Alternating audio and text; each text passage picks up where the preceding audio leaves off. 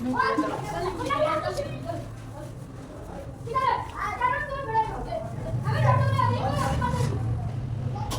bunyi, bunyi।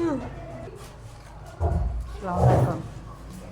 ਮਾੜੇ ਬੰਦੇ ਆ ਬੇਟਾ ਤੇ ਘਰਾਂ 'ਚ ਕੰਮ ਕਰਨੀਆਂ ਤੇ ਅਸੀਂ ਨਾ ਬੜੀ ਮੁਸ਼ਕਲ ਨਾਲ ਗੁਜ਼ਾਰਾ ਕਰਨੇ ਆ। ਮੇਰਾ ਬੇਟਾ ਵਿਚਾਰਾ ਦਿਹਾੜੀ ਮਿਹਨਤ ਕਰਦਾ, ਉਹਦੇ ਨਾਲ ਬੜੀ ਮੁਸ਼ਕਲ ਨਾਲ ਗੁਜ਼ਾਰਾ ਕਰਨੇ ਆ।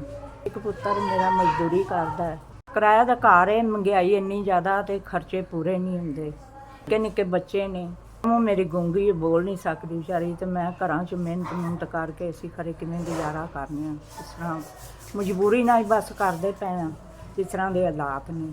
ਬਿਮਾਰ ਰਹਿੰਦੀ ਹਾਂ, ਕਮਾਈ ਦਾ ਕੋਈ ਆਸਰਾ ਕੋਈ ਨਹੀਂ ਹੈਗਾ, ਤੇ ਬਸ ਥੋੜ੍ਹਾ ਬਹੁਤਾ ਘਰਾਂ 'ਚ ਜਿਹੜਾ ਕਰਨੀ ਉਹ ਦਿੰਦੇ ਨੇ, ਉਹੀ ਸ਼ਾਮ ਨੂੰ ਚੁੱਲ੍ਹਾ ਤਾ ਲਈਦਾ। ਤੁਹਾਡੀ ਮਿਹਰਬਾਨੀ, ਅਸੀਂ ਗਰੀਬ ਬੰਦੇ ਆ ਤੇ ਸਾਡੀ ਦਾਤ ਕਰੋ। ਅੱਲਾਹ ਤਾਲਾ ਤੁਹਾਨੂੰ ਖੁਸ਼ ਰੱਖੇ, ਤੰਦਰੁਸਤੀ ਦੇ ਦੁਆਵਾਂ ਦਿਆਂਗੇ। ਨਿੱਕੇ ਨਿੱਕੇ ਬੱਚੇ ਖਾਣਗੇ, ਖਾਣ ਪੀਣ ਤੋਂ ਪਰੇਸ਼ਾਨ। अस्सलाम वालेकुम। 5000 मिलिया।